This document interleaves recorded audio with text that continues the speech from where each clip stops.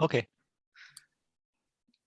Okay, so once again, I'd like to welcome everybody to today's meeting of the CUNY online set theory seminar, and we are very pleased and privileged to have Tom Benhamou giving us the second in his series of lectures on intermediate Prikry-type models, quotients, and the Galvin property. Okay, take it away, Tom. Thanks, Arthur, and again, thanks everybody for coming and inviting me. I'll start by reminding you what the main theorem we're proving, and what is the line of the proof and where we stopped last time. So if you can remember one of the steps, or you want me to go over it, just let me know. So let's go back to the main formulating the main result. So yeah, so it was here. So given a U-coherent sequence with a maximal measurable kappa, such that the order of kappa is at most kappa plus, so less than kappa plus, we prove an inductive step for such kappas. So we inductively assume that for each delta less than kappa and a coherent sequence W with a maximal measurable delta, and any such that for an V generic filter H for MW and any set A in this generic extension, there is a subset of the generic club induced by this generic filter H, which generates the same model as A.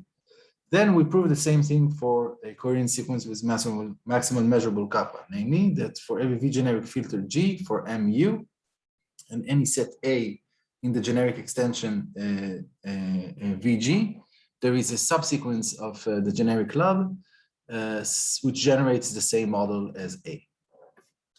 Okay, and as a corollary, we get that if G is a MU generic filter, such that for every alpha in the generic club CG, the order of alpha is less than alpha plus, then any set in the generic extension generates a model of the form VC, where C is a subset of the generic club. This was we discussed this last time. This is the first crucial step to classify the intermediate models of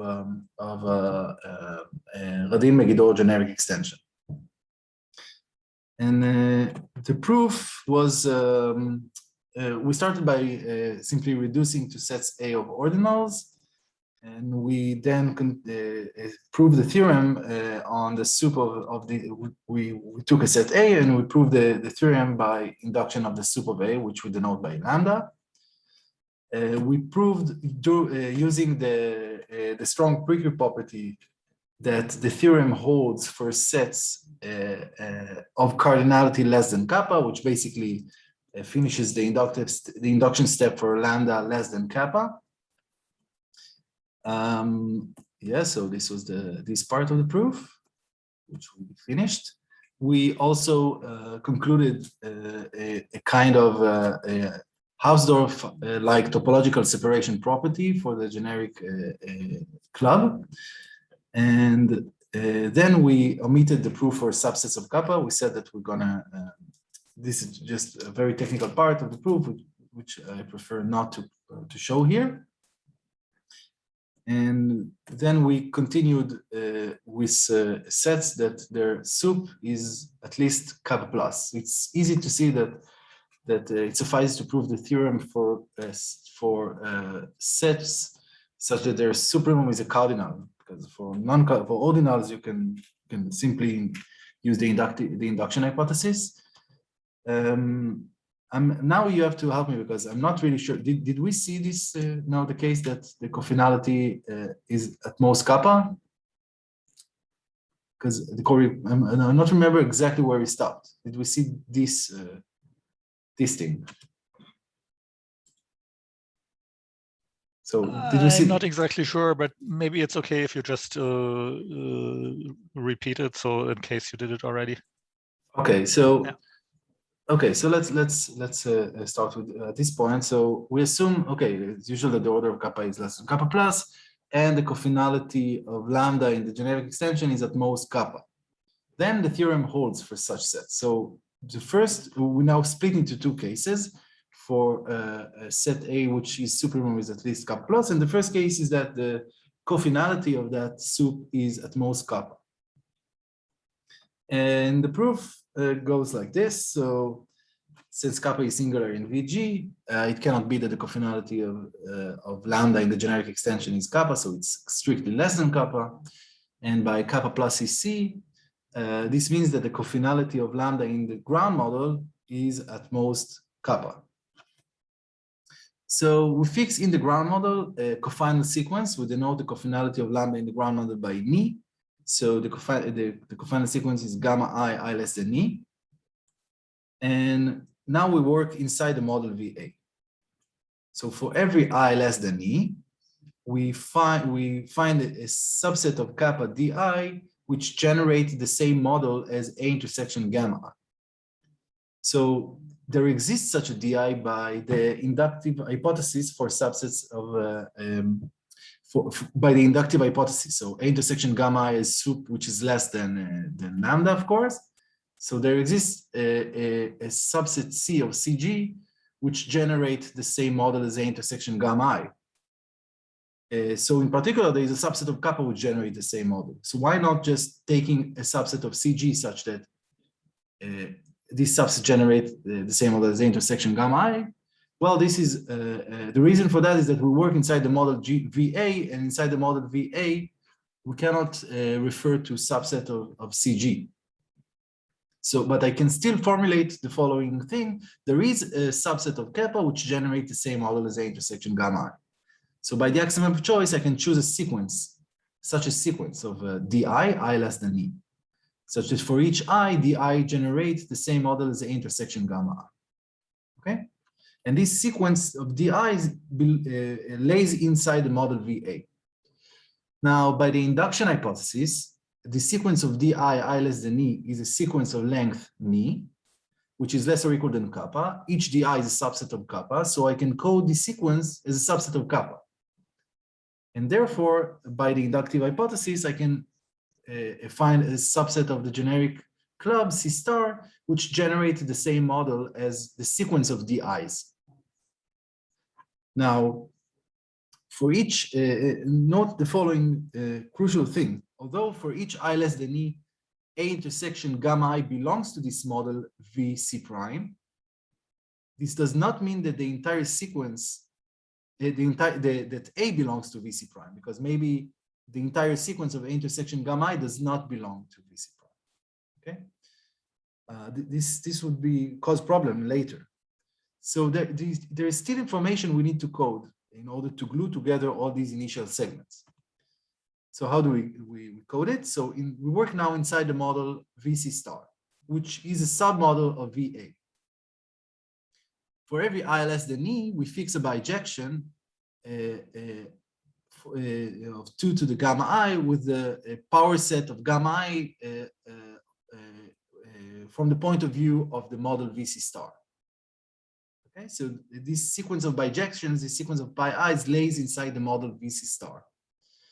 And since A intersection gamma I, for each I separately, A intersection gamma I lays in VC star, there is some index delta I which codes this initial segment.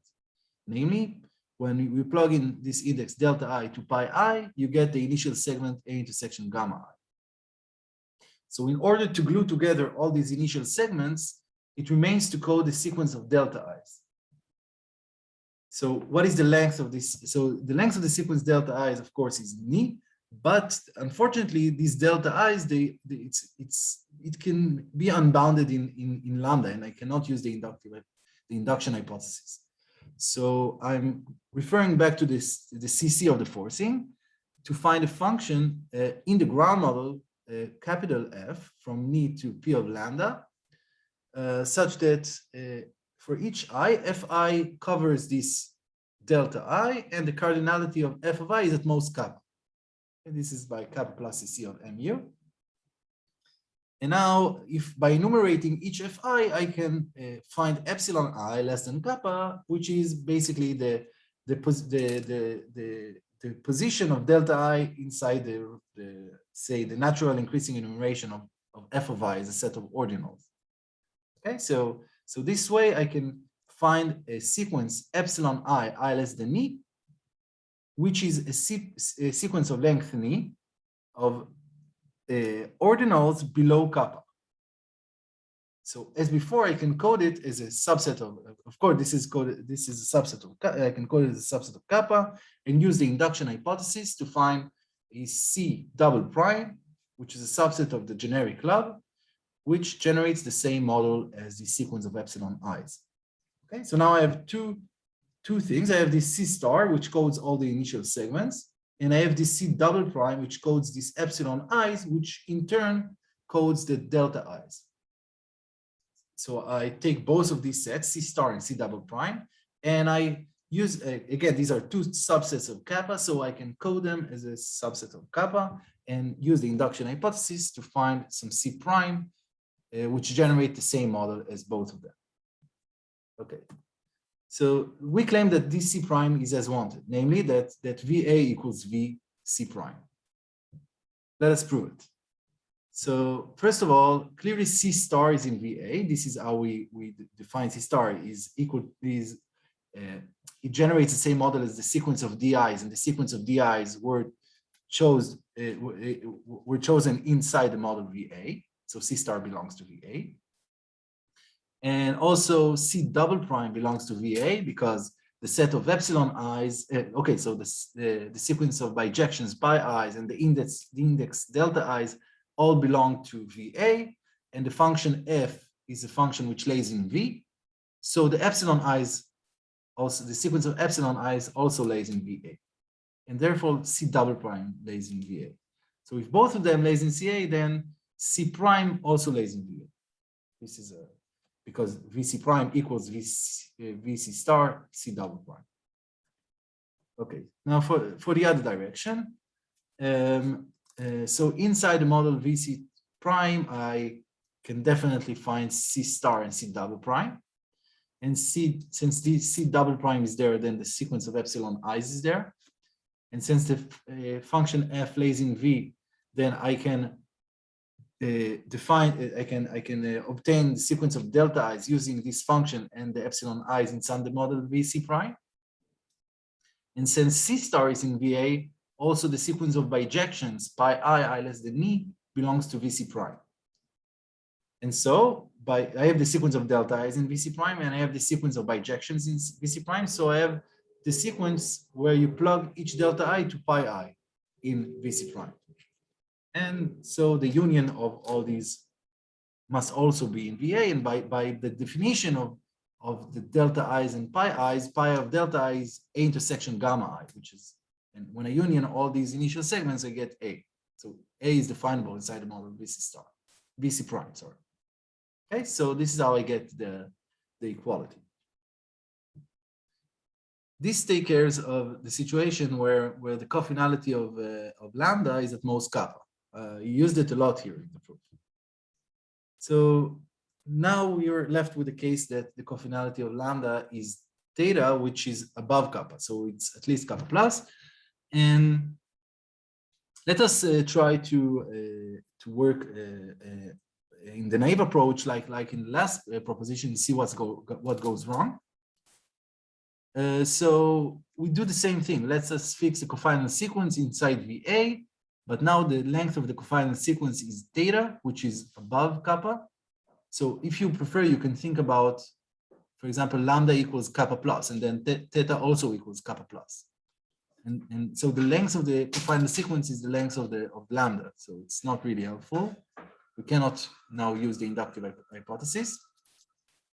Okay, let us still try and for every I use the inductive hypothesis to code specifically A intersection gamma I using some subset of CG, which I denote by CI. And okay, so the naive thing would be to take simply the union of all the CIs. Let us see why the union doesn't work. So there are three main problems here, which we will take care of each one separately. The first one is, as we said in the proof, although each CI separately belongs to VA, since I cannot refer to CG inside the model VA, the entire sequence of CIs is not necessarily in the model VA. So this is the first problem. So if the sequence is not there, then I cannot form the union. C probably is not there. The second problem, which we will take care of it also later, is that the union might lose information. That means that although, so even if you have the union C inside the model VA, you would not be able to reconstruct every set which was part of the union. Okay, this is also a problem. We will see actually that problem 2 can happen even if we union 2 sets. We'll see it in an example in the next slide.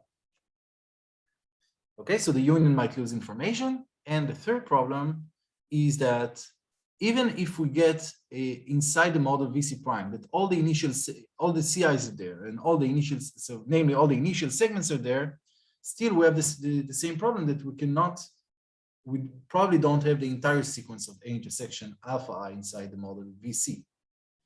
And we cannot code things as before because the length of the sequence, the confinement sequence is theta, which we cannot apply now the induction hypothesis to. This does not work anymore. Okay, so let us see how can we fix these 3 problems. So let's first see an example where problem 2 can actually occur when we union 2 sets. Okay, let us consider an example which it's a model we've seen last time, but I'm going to use it again. So suppose that the order of kappa is delta 0 and the order of delta 0 is 1. Namely, the order of delta 0 is 1. Sorry, the order of kappa is 1.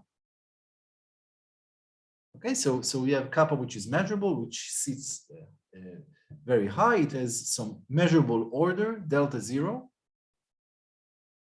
This enables you to find a generic where the order type of CG naturally would be this delta 0. There is a typo here, it should be delta 0. And the omega-est element of CG is also delta 0. You simply work above a condition which has 2 pairs. The first pair would be the ordinal would be delta 0. And in the second pair, you have kappa. Okay, and then we do what we said last time.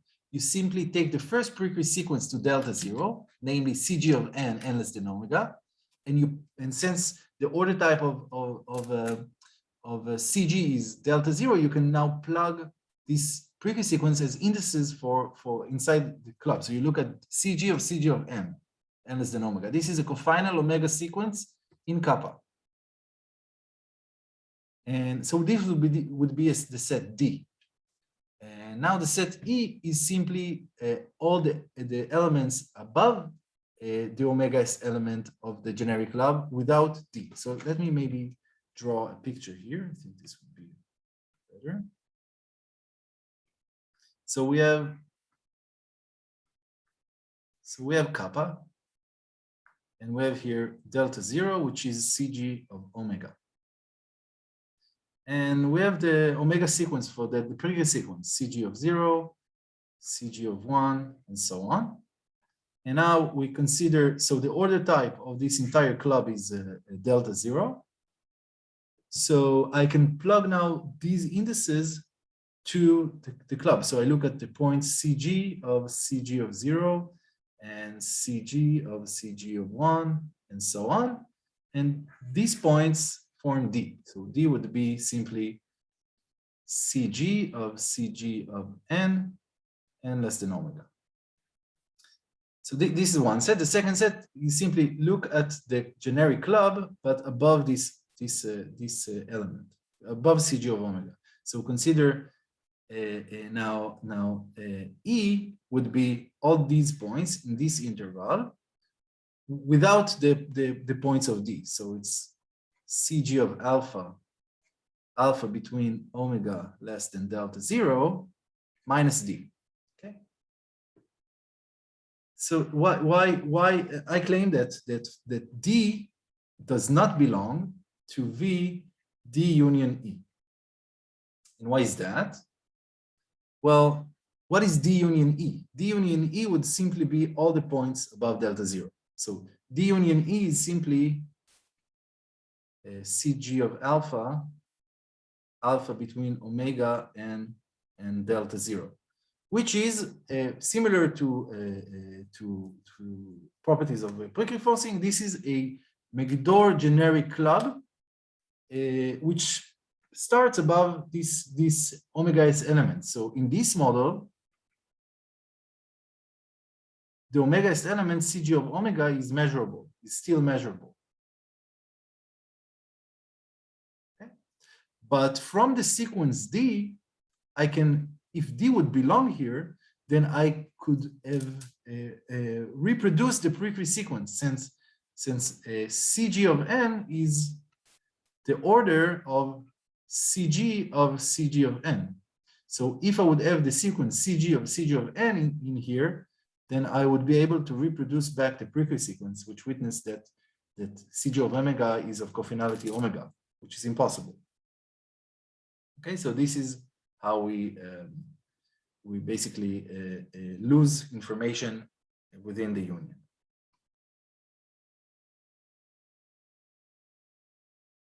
This is clear. Okay, so let us now consider problem 1. Problem 1 was a problem where although each CI is in VA, the sequence might not be in CA. So the problem, as we said, is that we cannot refer to CG inside the model VA. However, the following definition gives us a way to talk about subset of CG inside the model's VA. We'll see in a second. So let's consider the following definition. I call it the Matthias set. So let Xi be the set. This set is definable in VA of all Nis less than kappa, such that Ni is a V regular cardinal, namely the cofinality of V of Ni is Ni. And these Ni's change cofinality in the model VA. So the cofinality in VA of Ni is less than Ni. A set D in VA is called a Matthias set if it satisfies two conditions. The first one is that the limit points of D are a subset of the closure points of XA. Where does this come from? This basically ensures that the limit points of D are also limit point of CG without referring to CG. And why is that? We said that the only points which change cofinality in the generic extension must be limit points of the generic club. So if a certain Ni change cofinality inside the model VA, it certainly changed cofinality in the model VG, because VA is an intermediate model to VG. So XA is certainly a subset of the limit points of CG. And since the limit point of CG is a closed set, then the closure of XA is also contained in the limit points of CG. So this is how I make sure that the limit points of D are limit points of CG. And the second condition says that for each such limit point and each measure one set with respect to all the measures on delta, D must enter Y from a certain point. So there is some C below delta such that D intersection C delta enters Y. Okay, so this is a Matthias set. Let us see that Matthias sets are exactly subset of sets in VA which are almost included in CG. So let D be in VA. D is a Matthias set if and only if D is almost included in CG. Namely, there are only finitely many points which are in D but not in CG.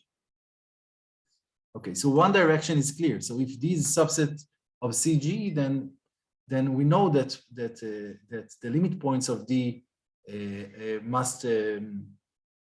Okay, so one direction I'm not proving. This is basically some properties we mentioned about the Megidor generic club. So the interesting direction is actually the second direction. So suppose that D is a Matthias set, let us prove that it is almost contained in CG. Okay, let us do it formally. So let me go back to here. So suppose that D is a Matthias set. And towards a contradiction, so assume that D minus CG is infinite. And consider the first limit point. So let delta be the omegaist element of D minus, okay, so let me just, not the omegaist, but this, let's delta n less than omega be the first mega many elements of D minus CG. And denote by delta the supremum of these delta n's. So first of all, delta is a limit point of D. And by our observation, since D is a Matthias set, this means that, and therefore it means that delta belongs to the limit point of CG. Okay, so this is the first observation. And now we use the Hausdorff like separation, topological separation property for this set D minus C, for the set delta n less than omega minus CG. This set has cardinality omega, which is definitely less than delta. Delta is some measurable, or some pre-measurables, but definitely less than delta. And therefore, by proposition from part 1, there is a measure one set Y, a measure one set with respect to all the limit to all the measures I have on delta, which stays disjoint to this set, such that a Y intersection, I don't need here this, so without CG, this is this point delta n are already in D minus CG, sorry. A Y intersection delta n and less than omega is empty. But this is exactly a contradiction to the second requirement of a Matthias set. A Matthias set is a set, the second requirement requires that every limit point of D and every measure one set on with respect to all the measure of that limit point, there is a certain point from which D enters Y. But this is a cofinal sequence in delta, so there is no such point that D would be included in Y. Okay, so this is a contradiction for the second property of a Matthias set. Okay, I hope this is clear. Are there any questions so far? Great. All good. Okay. Let's see what else written here. Yeah. So how do I overcome now the first problem? I simply so now in the model VA, I can, instead of picking CI, which is subset of C, I'm simply taking Matthias sets DI, which codes A intersection alpha I. And now this notion of Matthias set is definable inside the model VA. So certainly the sequence of DIs are lays in VA. So not D alpha, it's DI, should be its typo here. Next, let us deal with problem 2. Tom, Yeah, you sure. have to switch. You have to switch back to the slides. I think. Thanks. Yeah, this one. Is that Right, okay? thanks. Yeah. So just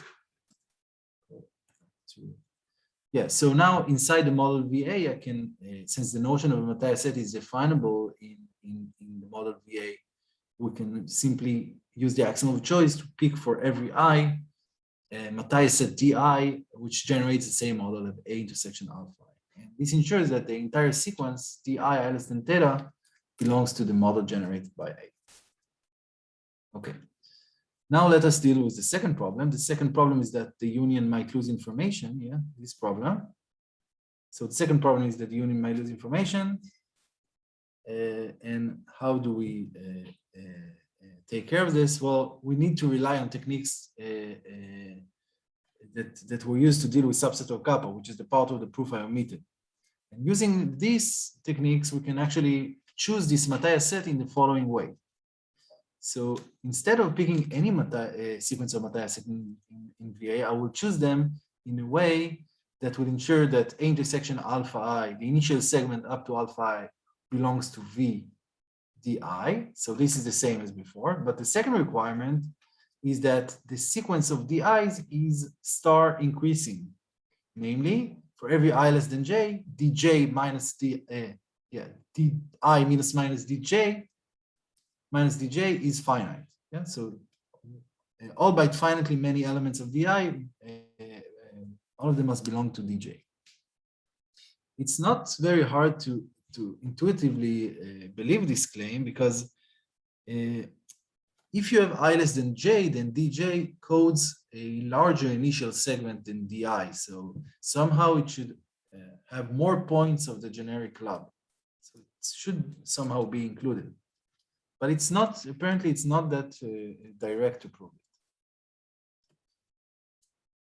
Okay, so if you believe proposition 5, then let us see that in fact, this sequence must stabilize. Now we're going to exploit the fact that theta is a regular cardinal above kappa to claim that if I have a star increasing sequence of length theta, then it must stabilize. This is the next theorem. It's an abstract theorem. So suppose kappa is an uncountable strong limit cardinal, can be, of course, singular. Mu is above kappa regular, and d alpha, alpha less than mu, is a star increasing sequence of subsets of kappa. Okay, this is exactly our situation. Mu is theta in this theorem. Then the sequence equals star stabilize. Namely, there is a index alpha star less than mu, such that for every alpha above alpha stars, d alpha equals star, d alpha star. Is the proposition clear?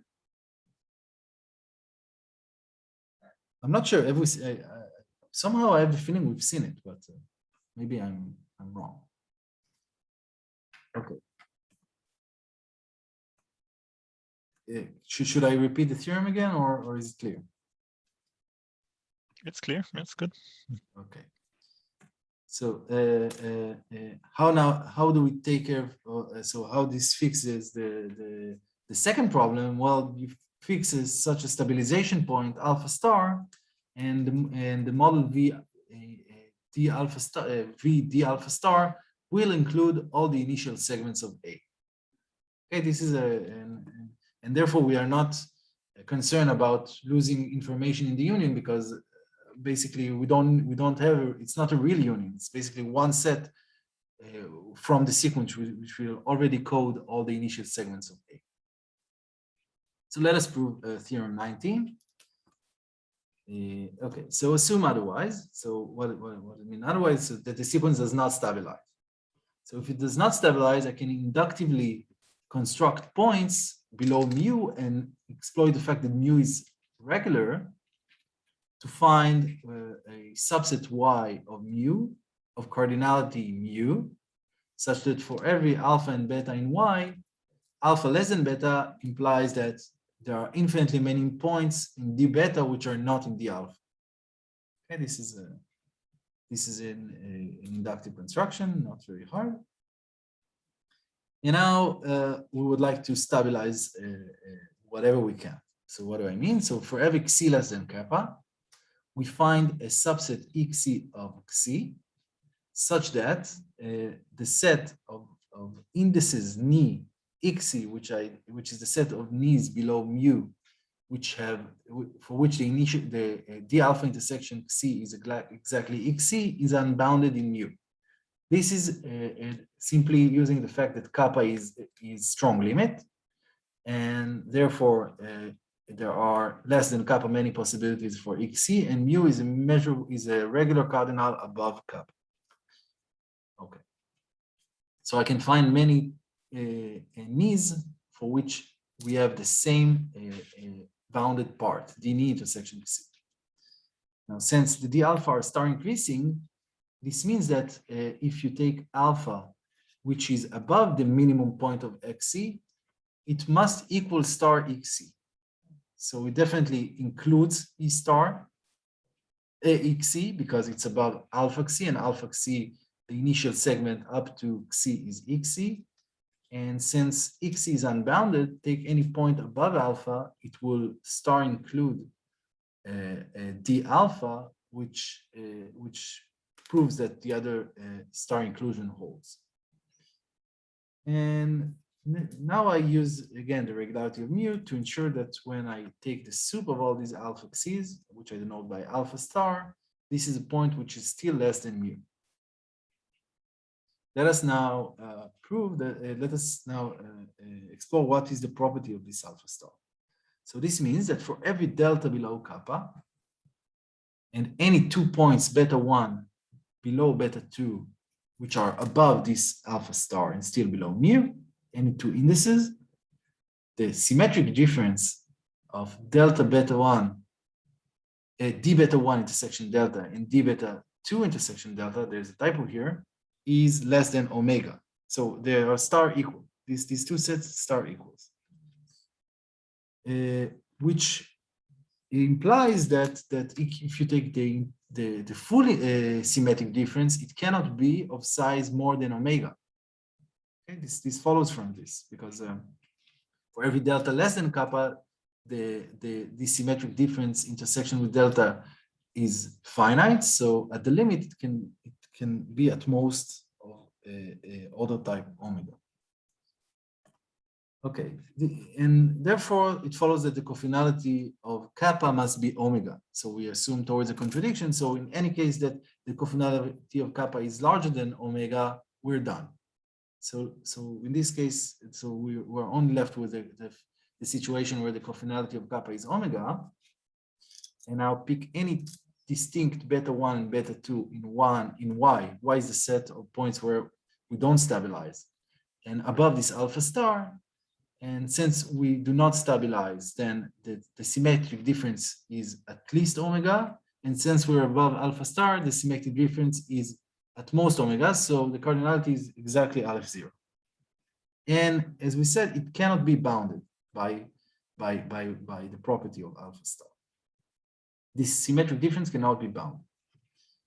Okay, so let us fix the cofinal sequence kappa in kappa, eta n and less than omega. And let us define now a partition of y minus alpha star. So pick any I and j in y minus alpha star, and we let fij be the natural number nij, for which we know that d alpha I above eta nij is included in d alpha j minus eta nij, where there certainly is such an eta nij, because there are only finitely, it's because d alpha I is minus d alpha j is finite because it's star included in d alpha I is star included in d alpha j. So pick, and since eta n are cofinal in kappa, pick n high enough for which you have a strict inclusion. Okay, so we pick a point from which we have a strict inclusion.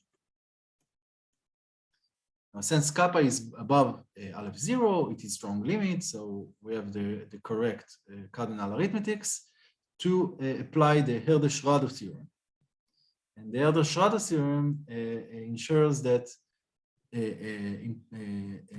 implies that there is a subset I of y minus alpha star of order type omega 1 plus 1, which is homogeneous with the color, with a fixed color and star. Okay. What does it mean the homogeneity here? That for every two indices from I, so say alpha and beta, f of alpha beta equals the same n star. So why is it? What does it mean? It means that for every I and j in I, so above the same point there is a strict inclusion. So di minus eta n star would be a subset of dj minus eta n star. Okay, and now and again, since both of these indices j and I are in y, which is a point where we don't stabilize, the difference is must be countably infinite. So we have this situation where we have omega 1 many sets which are strictly included one another, and this is and the difference must be countable at any step. But this is impossible, since let us enumerate this set. So I roll less than omega 1 plus 1. And now simply pick any point from the difference. So delta R would be something from di r minus 1 minus dr, which is above delta n star. Then all these delta r's are certainly distinct, and they all belong to di omega 1 minus di 0, which implies that this difference is at least of size omega 1. And this is a contradiction, because I0 and I omega 1 are above alpha star. And the property of alpha star that this difference can be at most of size omega. Okay, so this is a contradiction.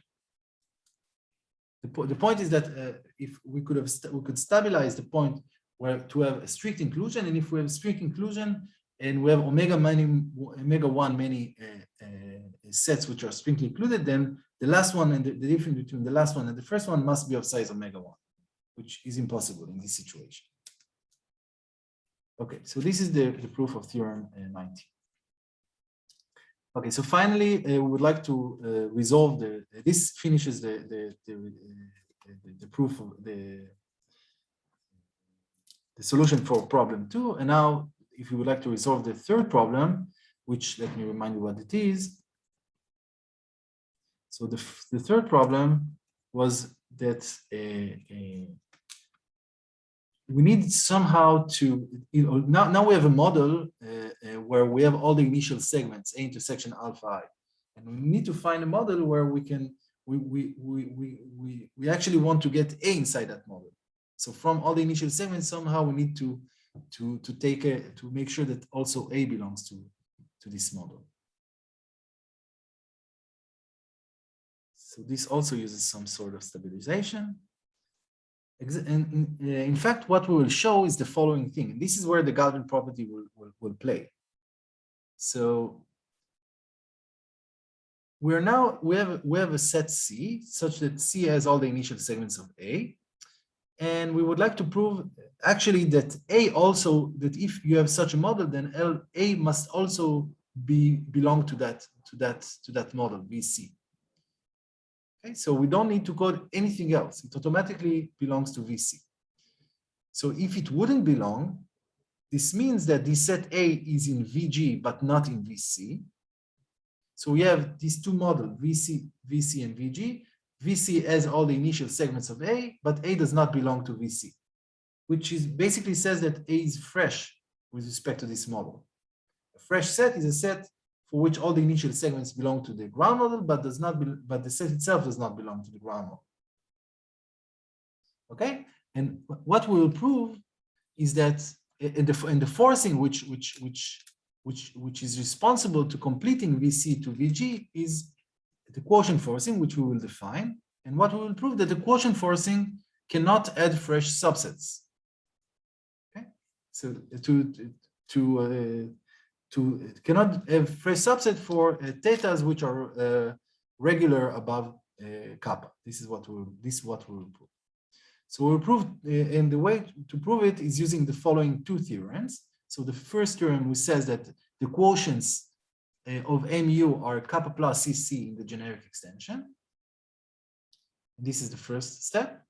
And then we will use this abstract theorem that if you have a forcing notion P in some ground model, and if T is any generic extension, generic filter for that forcing P over a W generic filter for that P, theta is any regular cardinal in W of T, which is certainly our situation because theta is the cofinality in VG of the sup of A, so it's regular there.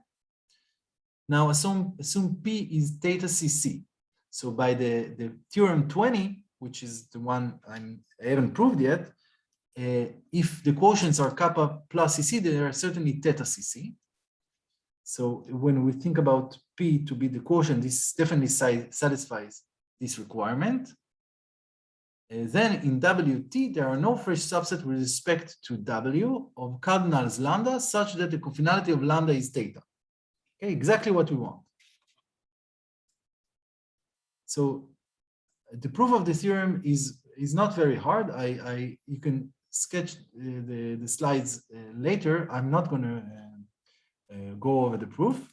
Basically, you can approximate the initial segment of the first subset, and by taking conditions which forces different values for these initial segments, you can form a anti-chain. Okay, so this is the rough idea of how to get how to prove that if you have a good CC for the forcing, then you cannot have fresh subsets in the generic extension. Okay, so it only remains to prove theorem 20, which is that the quotients are kappa plus CC in the generic extension. This is the goal. Okay, and this brings us to the Galvin problem. Let us recall some basic facts about the quotient. Okay, yeah. To formulate this theorem 20 formally. Okay, so let us start with the notion of a projection. So if you have two forcing notions P and Q, a function from P to Q is a projection. If it is order preserving, the image of tau is dense in Q, and the following condition holds for every P in P. For every Q stronger than the image of P, there is an extension of P prime such that it should be tau here, not pi. Tau of P prime is above Q. So I'm not elaborating on projections. So projection is something which this is the definition. Okay, so now let us define what the quotient forcing is. So let P and Q be two forcing notions, and tau from P to Q a projection, and let H be a V generic filter for Q. We define the quotient forcing to be the pre-image of this generic filter H, which we denote by P modulo H. Okay? This is, of course, a subset of P. And we think about it as a forcing notion with the order induced from the order of P. Also, if G is a V generic filter, then the projection of G for P, then the projection of G, which we denote by tau star of G, is basically the closure of the pointwise image of G. So take all the Q's in Q, which are below some tau of P for some condition P in G. Okay, this is the projection of G, and the pre-image of a generic for Q gives you the quotient forcing. These are the definition. This is definition 23. Some basic facts about projections. So if tau is a projection from P to Q, then for every, and if G is a V generic filter for P, then the projection of G is a V generic filter for Q. Okay, if G is a V generic filter for G, then as we said in one, tau star of G is a V generic filter for Q, and you can look at the quotient, P modulo this filter, then G is a subset of it, and it is a V tau star G generic filter. So the generic filters of the V generic filter for P are with 3, it will be exactly the same V tau star G generic filters for the quotients. Okay, this is a and also any H which is a V generic filter for Q is is of the form tau star of G for some or any VH generic filter for the quotient P modulo H. Okay, and as we said, if you take a VH generic filter for the quotient P modulo H, it is V generic for P. Okay, so this is basically the way I think about it is that you have a Q, and when after you force with Q, it remains to force with P, and you get a generic H, it remains to force with P modulo H to complete VH to a generic extension of P. Okay, and this is it is also in the other direction. Every generic extension of P using a generic filter G decomposes to a generic filter with the projection of this G, and then with G, then you can G would be a generic filter over this V with the projection, but for the quotient. This is the two directions. Okay. Now let us work more specifically. So let P be a forcing notion, and let tilde D be a P name for a subset of kappa. Define P D tilde, the complete subalgebra of the regular open cuts. So basically the unique complete Boolean algebra which contains P as a dense subset, up to isomorphism, of course. Which is D delta is the complete subalgebra generated by the set X, which is the set of truth values. Alpha belongs to D tilde, where alpha is less than kappa. Okay, so this forcing basically is the forcing which tells us what is this the interpretation of this D tilde. Let us now see how do we define a projection from P to that subalgebra, complete subalgebra. So define the function pi from P to P D tilde by pi of G is the infimum. So here I have the non-Israeli style of the order. So for Boolean algebra, P below Q means that P provides more information than Q. Okay? So I take the infimum over all the B in P D tilde, which are weaker than the condition P. This is the projection of P. You take the infimum over all these B's. It is not difficult to check that this pi is a projection from P to P D tilde. And let's see how does it relates to the interpretations of D tilde. So let G be a V generic for P, and I'll let D be a subset of kappa, be the interpretation of D tilde under G, namely dg equals D. Denote by H the projection of G. This is the V generic filter induced for P D tilde. Then the model VD equals VH. Okay, so VD is a generic extension for the forcing P D tilde. And in fact, how do you produce D from H? Well, D is all the alphas such that the generator truth value alpha belongs to D tilde belongs to this generic H. And for the other direction, H can be defined, determined by this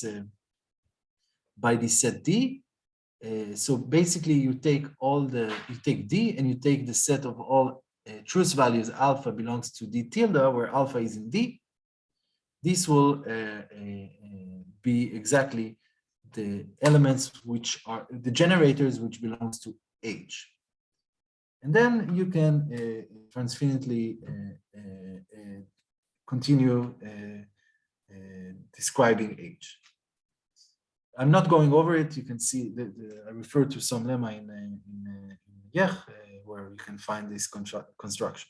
But all the intuition I want to get here is that the decision, once you decide the tilde, it is you generate a generic filter for the quotient, which is the projection of G, which is the interpretation of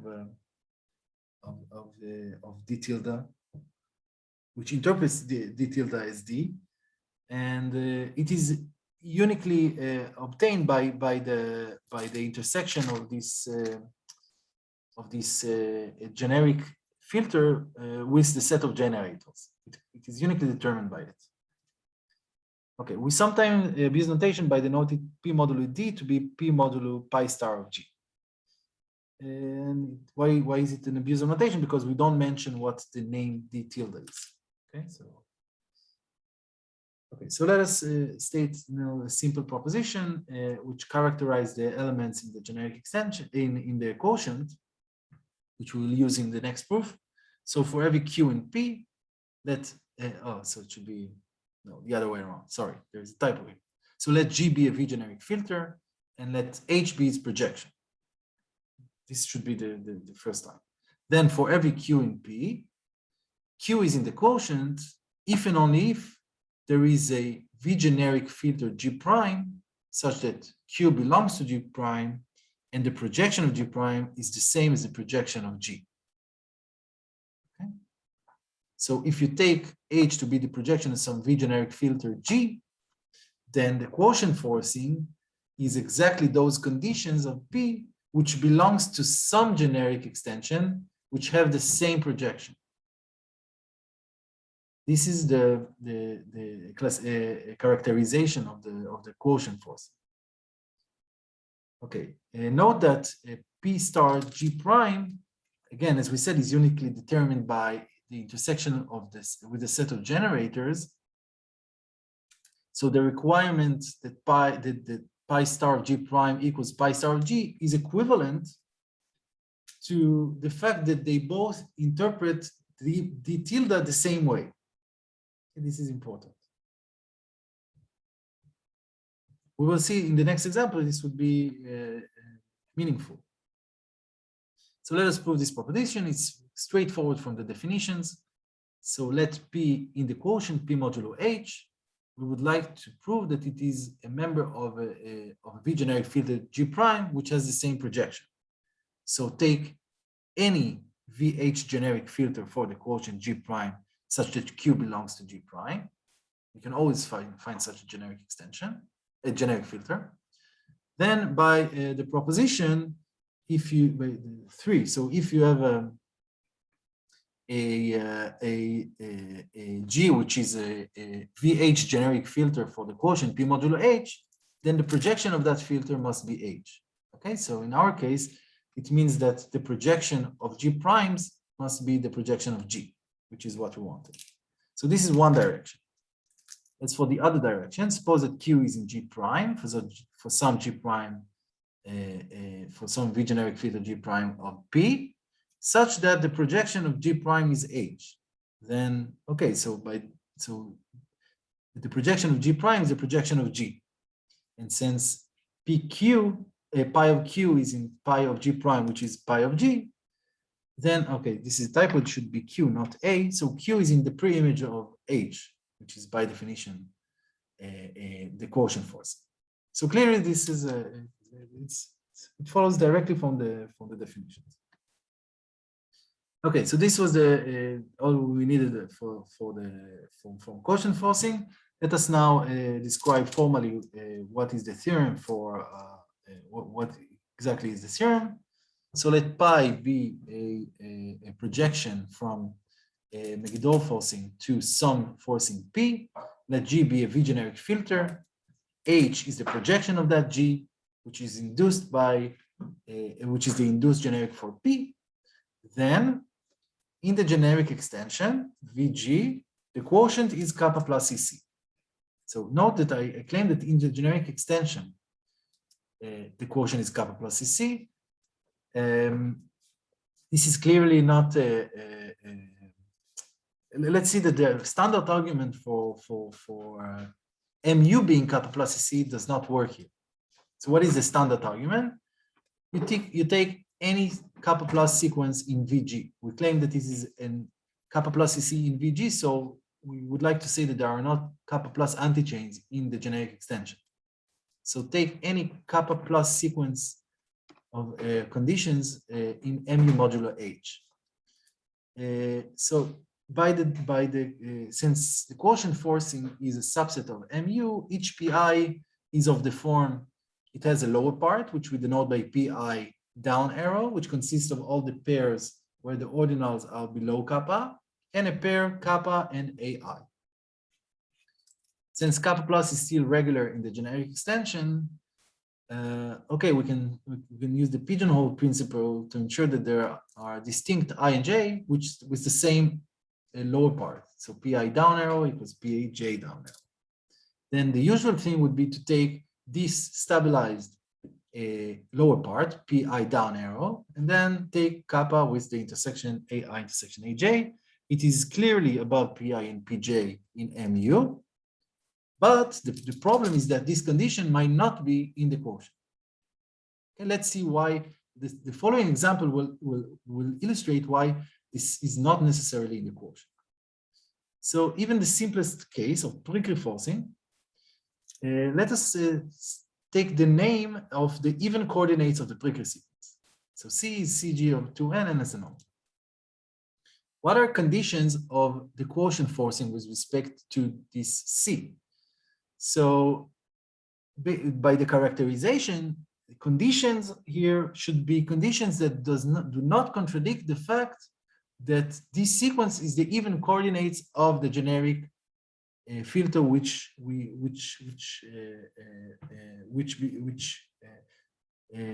have these conditions inside them.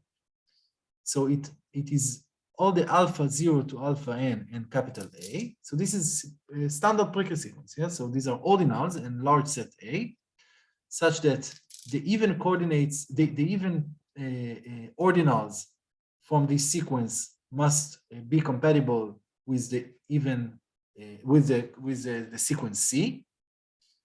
The rest of the sequence C, so the part of the sequence C above these conditions alpha n must come from the set of candidates A.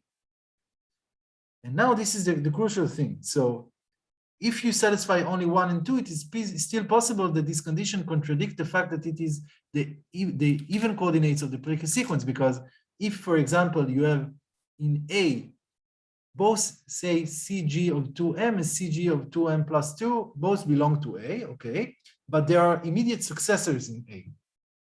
So in A, there would be no element between them. So such a condition forces that this cannot be the even coordinates of a final Prikry sequence, because you need to have some odd coordinates to put in between them. So the third requirement requires that the intersection of the set of candidates with this interval is non-empty.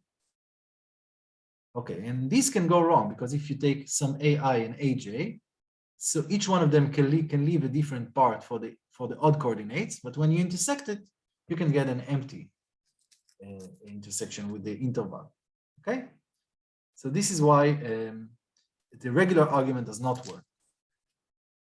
Let us now give the full argument, so the proof for the statement.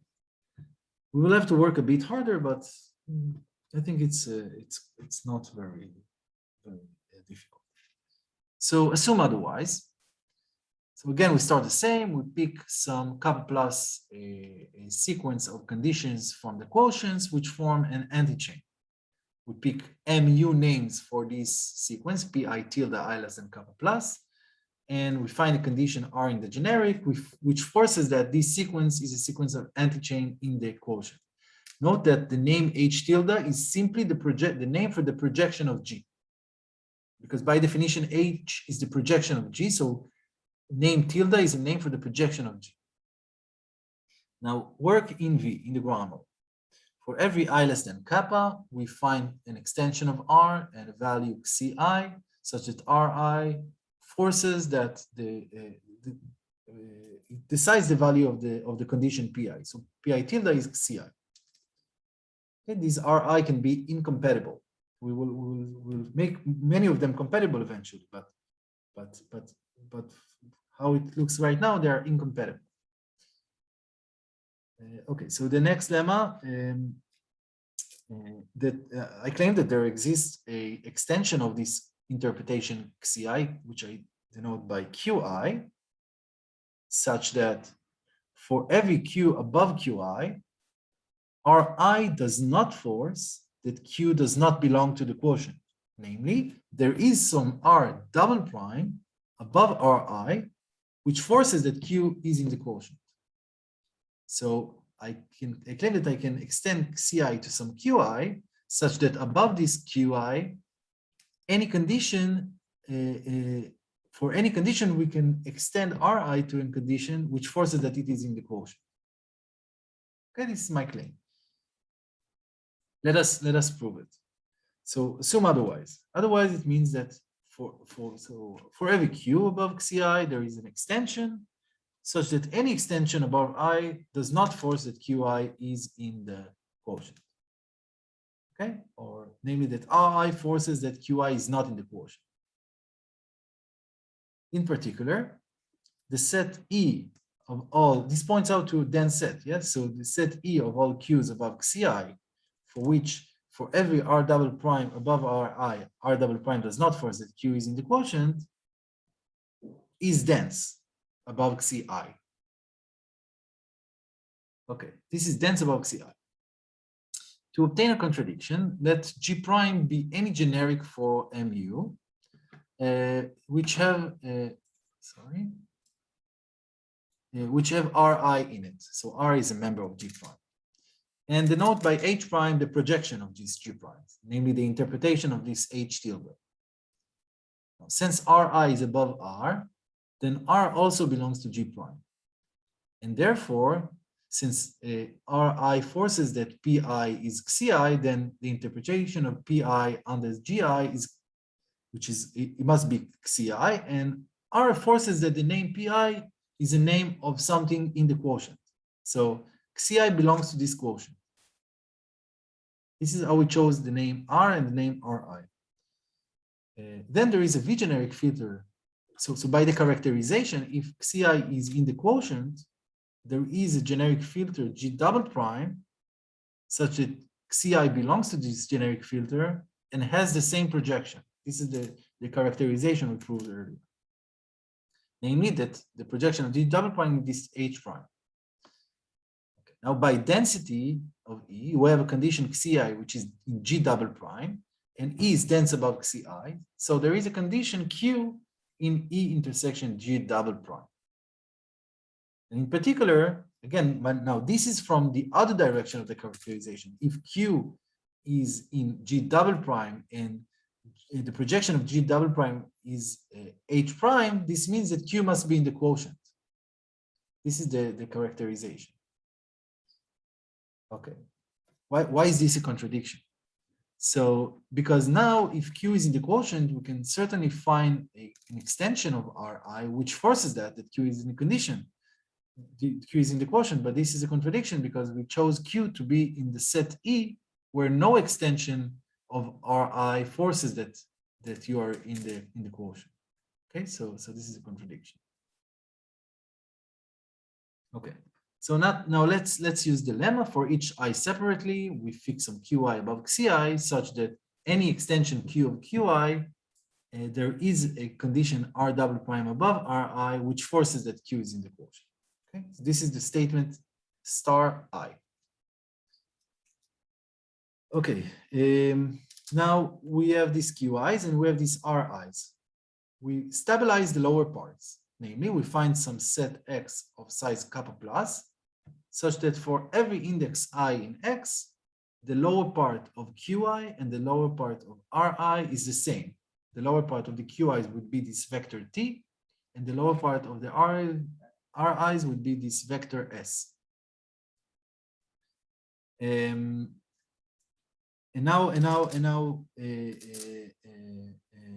Okay, so let pick any two I and J distinct in this set X, and denote by Q the T vector concatenated with the pair kappa and the intersection of AQI and AQJ, namely what we did exactly in the naive proof, but we simply we'll see now that how to overcome this, that we can overcome using the Galvin property the problem we had in the naive.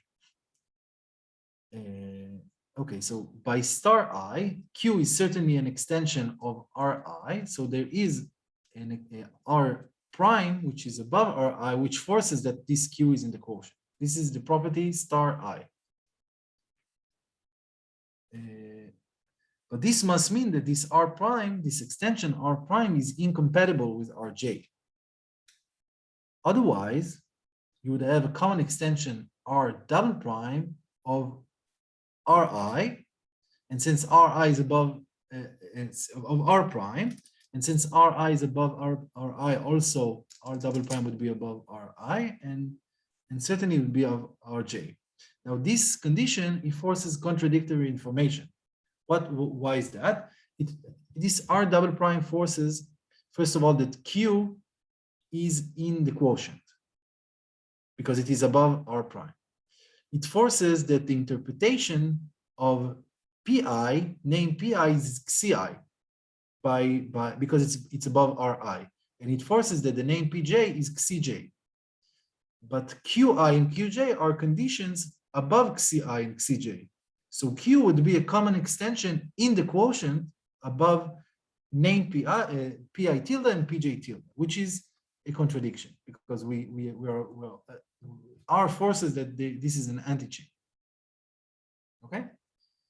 So it must be that Ri is incompatible with Rj. So what can cause this incompatibility? Since Ri and Rj have the same lower part, if Ri is incompatible with Rj, it means that the upper part of Rj, namely above only the ordinal which comes above, only the pairs which comes above vector S, it causes this incompatibility. And the only way this incompatibility can occur is if the ordinals in the upper part of R prime does not come from the set of candidates provided by Rj, because Rj in the lower part is S, which is compatible with R prime, and the upper part is simply a pair, kappa and a large set. So in order for R prime to be incompatible with Rj, these ordinals can simply don't come from the set of candidates. This is the only possibility. Okay, so now the following generalization of Galvin's theorem will suffice to prove the theorem. I think we'll just state the proposition. We'll see why it finishes the proof, and we will stop there because I think okay. So what is first of all, what is the Galvin theorem? Galvin theorem generally says that originally formulated for clubs, but its proof also works for normal filters. So what Galvin proves is that if 2 to the less than kappa equals kappa, and F is a normal filter over kappa, or think about clubs, it doesn't matter, then for any kappa plus many measure one sets from this filter, so any set xi less than kappa, all the xi's come from this filter F, there are kappa many of them such that the intersection is still in F. So if you think about a filter which is kappa complete, so given you can intersect less than kappa many sets, you'll still be in F. If the filter is normal, you can take the diagonal intersection of kappa many set and stay in the filter. But the regular intersection would not probably be in F. So what the Galvin theorem says that if you start with a long enough sequence, namely kappa plus many sets, you can always find kappa many of them for which the intersection would be still in the filter. This is the Galvin property. Now we have a variation of the Galvin property, in which you start with two sequences. So So you start with a sequence of xi's and kappa plus. Each xi comes from the filter, as in the Galvin theorem, and an additional sequence zi I less than kappa plus of subset of any subsets of kappa. Then you can accomplish two things. You can find a set I of kappa many coordinates, so a set Y subset of kappa plus of cardinality kappa, an index alpha star which is not in that set Y, such that. So first of all, you get the thing that Galvin theorem tells you, that the intersection of these xi's for I in this set of indices Y is in F. And the second thing is that the set Z alpha star from the second sequence is covered by the ZI's. Okay, so the part of the XI's stays a measure one set, and there is an index alpha star, which such as the set Z alpha star is covered by ZI, where I belongs to the same set of indices Y. Okay, let's see how this proposition finishes the proof. So by applying this proposition to the set Xi, which are AQI, the filter F, which is the intersection of all the normal ultrafilters over kappa, and the set Zi, which is A of Ri. Okay, so certainly Xi as the set of candidates for the condition Qi, it is in the filter F. So we can apply this proposition to both these sequences. Recall that the set X was the set of stabilization points for the lower part, so it's definitely of size kappa plus. So we have kappa plus many measure one set Xi's, and as kappa plus many subsets of kappa, which we call Zi. So by the proposition, there is set Y subset of X of cardinality kappa, and a coordinate alpha star, which is not in X but not in Y, such that the intersection of the AQI's is still in the intersection of all the measure one set I have on kappa, and the set AR alpha star is covered by the rest of the sets. Okay, now how do we conclude the proof from this? So you take A to be the intersection of AQ alpha star and AQI I in Y. This is still a measure one set with respect to all the measures you have on kappa. Now consider the condition Q star, in which you extend with this set A. So this Q star is above all the QI's for I and Y, but it is also above Q alpha star, right? Because we shrink the large set. Now use a star alpha star to find a direct extension of L alpha star, which forces that this Q star is in the quotient. Okay, so now let's take some, so let S double prime be the lower part of R double prime. So what is the form of R double prime? It has a lower part, which we denote by S double prime. As before, it is compatible with vector S, which is the lower part of the Ri's or R alpha star. And there is a sequence of ordinals Ni in A R alpha star and measure one set B1 to BK, such that the form of alpha prime is S double prime and this sequence of pairs. Now the point is that this Ni, since it comes from the set AR alpha, then it is and the set AR alpha star is covered by the rest of the sets, then this Ni comes from one of the sets. So this Ni comes from ARJ for some J in Y. And this means that R double prime is compatible with RJ by the same argument we gave before the lemma. This is the only incompatibility between R double prime and RJ can come from the fact that these ordinals Ni do not come from ARJ. But we made sure that there necessarily is such a J, such that Ni comes from ARJ.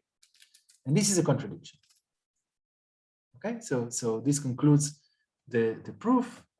It only remains to prove proposition 8. You can find it here in the notes. Actually, it really goes back to Galvin's original proof with a very small modification to ensure that that you also range over all the possibilities, that you can cover this set alpha star. Okay, so I think we will stop here. I think it's a good place to stop. And thank you everyone for attending. I see you one day in the States or in Thank you. Israel. Great. Are there any questions? So where is Galvin's proof published? That's a good. I think I have it. References, Is maybe. it on your reference list? I didn't see it. Sorry. I will send you. I will send. I will send an updated version of these these slides with a reference to the Right. to the original place where it was proved. But if you're interested only in the proof, then it is. No, It is, also it an is here. historical background. Oh yeah, sure. Actually, used it. I think use it as a lemma for proving something else. It wasn't really the main issue here. Right. What date was his proof? I can't remember. I'm sorry. I think it's the 70s, or I'm not sure. I'm really not sure. But I will. I promise that I will upload. I will update the slides and I will send Vika, and you can find it there. Right. Good. Well, I'll just make a comment that I was extremely interesting talk, and I'd love to collaborate with you if only I could understand what a Matthias set is.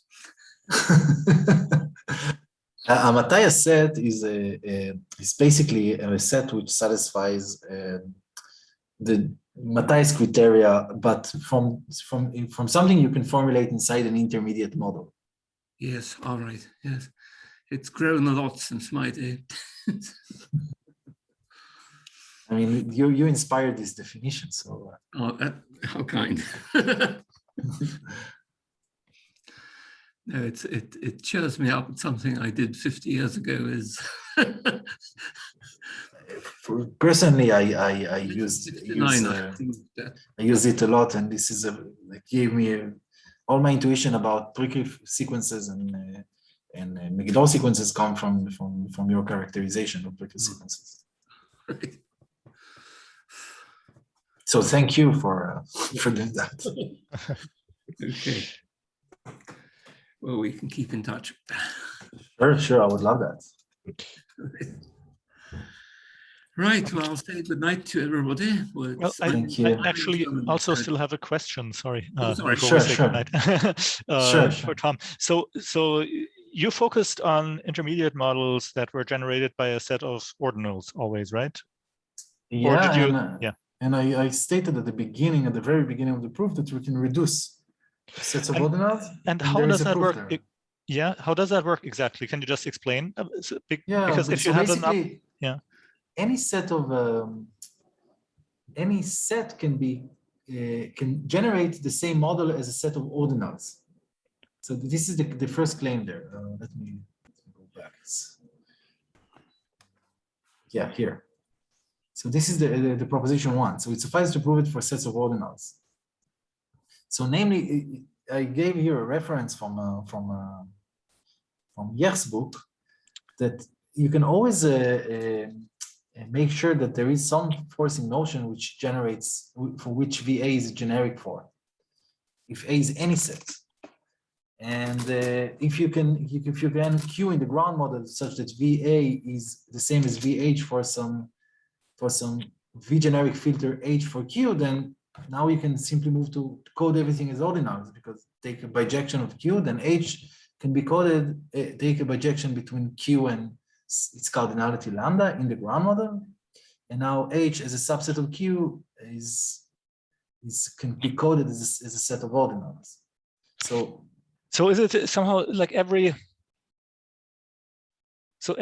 intermediate ZFC model is going to be of that form, or isn't there a problem with, can't you have intermediate models that are not models of ZFC? So, but I only claim that. So it's like, first of all, in the claim, I claim the things of the form VA, but as in Gitti, Canové, and Kopker's result, I only claim I classify in ZFC intermediate models. Oh, so okay, all right, all right. That's what I that's what I somehow missed, because you can make sense of V of A. Sure. Also, if it's not a ZFC model, right? But I think that it must be a ZFC model. V of things of the form VA must be ZFC models exactly because of this. Where A is a set. Maybe if it's a class, I think it's not necessary. But if A is a set, then this argument gives you that VA is a generic extension for some forcing notion Q in the ground model, and by the forcing theorem, any forcing extension is a ZFC model. Yeah, sure. If it's a forcing extension, but I mean, you can define V of A also in the case that it's not a forcing extension, right? I mean, well depends how you define V of A. Yeah. Okay. So maybe maybe I had a different definition in mind. Like, I mean, I thought you said something about that. You basically take the union of the V alphas together with A or something like that, or L of V alpha of comma A or something like that. And I think about it differently. I see. Think about it the same as that.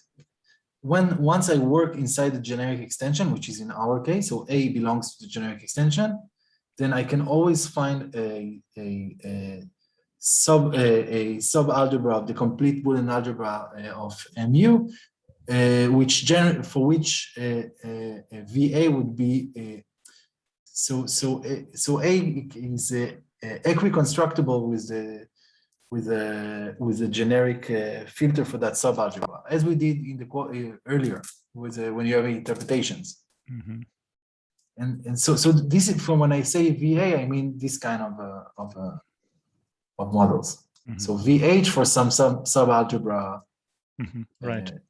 It's a complete sub-algebra of the complete Boolean algebra, for which MU is dancing. Right. Okay. That makes sense. Okay. I have a quick question, and Sure. That is, can you maybe quickly say something about what the results are for the tree Prikry forcing? Because you didn't get to that. Yeah. So the tree Prikry forcing, the situation is much more involved. So how does intermediate models of tree Prikry forcing look like? Well, by Gittic, one of Gittic's results, if kappa is kappa compact, for example, then every kappa distributive forcing of cardinality kappa can generate intermediate models to a tree Prikry generic extension. It's not hard to show. So the situation is much more complicated. But on the other hand, you have this result by Kopke, Schlicht, and Rasch that if you force with a tree Prikry forcing where all the measures are distinct and normal, then there are no intermediate models. So it's like the Sachs forcing. Mm-hmm. So there are two extremes here. And what we actually prove that first of all, without